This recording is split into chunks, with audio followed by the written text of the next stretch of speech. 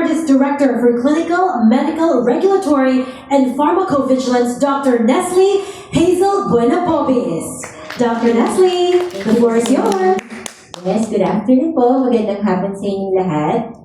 The video that you saw earlier is really speaks so much of the purpose of why we exist. So it's really who we are today as a company, but I'm also a fan of history. I think there's so much value in knowing where you came from, to know how you will move forward. And so I am tasked today to actually share with you a little bit of history of Novo Nordisk as a company. So we actually started since 1923, so that's more than a century ago. And believe it or not, it actually started as a love story. So the two people that you see here are actually our founders. So this is Professor August Crowe. He's a scientist, and then beside him is actually his wife, who's a doctor, Dr. Marie Crowe.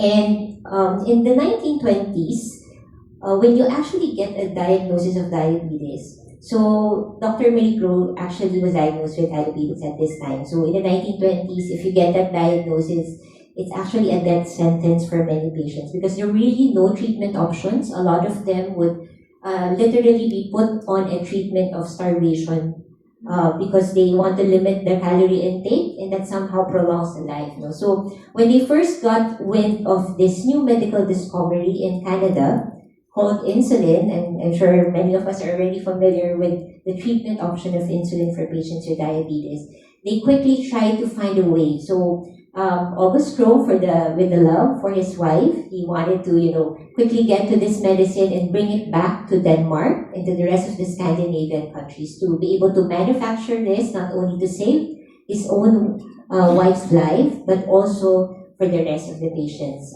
in Denmark. Okay? And as they say, the rest is history. We have been innovating for the past 102 years. We started with diabetes. We continue to supply most of the world's insulin today, and we have developed so much more different therapy options for patients. So this is who we are. Fast forward to 2025, we are present in 80 countries. We have offices in 80 countries with about 77,000 employees globally. Now, this is coming from our annual report, investors report, and what you can see here is that these are a lot of different numbers. We've definitely come a long way from starting with animal insulin and human insulin to once being hailed as among the top 3 most valuable pharmaceutical companies globally. We have started with diabetes, but we have ventured out to other disease areas. So rare diseases like hemophilia. We've also ventured into cardiovascular therapy areas. And we've also pioneered for the past couple of decades when it comes to obesity treatment.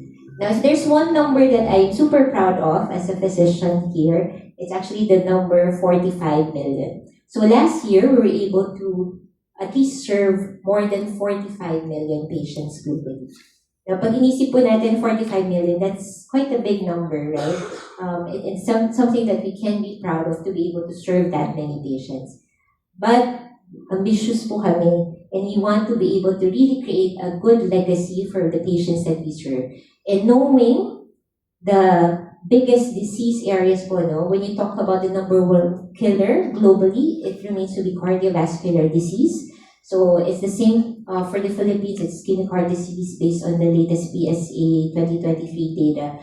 So this reflects so much of what more we can do for patients when it comes to tackling the world's contributor when it comes to mortality and morbidity. Now, makikita niyo po dito, our main topic for today is obesity. And they are projecting that by 2030, we actually have number of patients globally will be crossing 1 billion. So, alam niyo po yung world population, where I think we're looking at around 8 billion now in terms of global population. So, ang dami po talagang patients who would be inflicted with this disease. And kapag ganito kalaki yung burden, we want to be able to really address it and nip it at the bud. So currently, what we do know in terms of obesity as a disease is that it's been linked to more than 200 other diseases. So that's affecting practically every organ system, and it should be affecting every medical specialty. Because not only cardiovascular disease, but I'm sure you're familiar with hypertension, yung mataas po yung cholesterol with dyslipidemia, masakit yung tuhod. So a lot of different diseases are actually linked and associated with obesity. So we want to be able to address this. And if the burden and the problem is as huge as that, we want to bring in fellow collaborators and partners such as yourself to make sure that the right information is delivered out there. So more than 100 years na po kami, 102 to be exact this year. And we want to continue to drive change.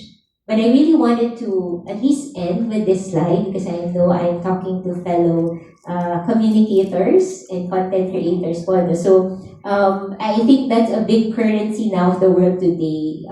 With all of the talk on AI, they say that communication remains to be one of the most valuable skills that you can have. Even with the advent of AI. So for me, I really do believe in making sure that we have the right communication. Currently, the story of obesity stands that energy balance lang siya. Whatever is calorie in, calorie out.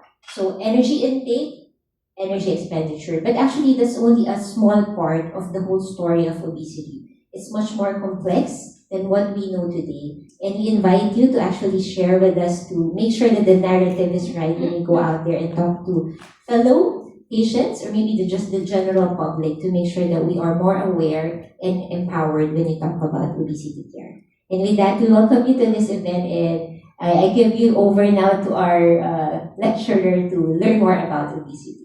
Thank you so much. All right, thank you very much, Dr. Nestle. Now that we know more about Novo Nordisk,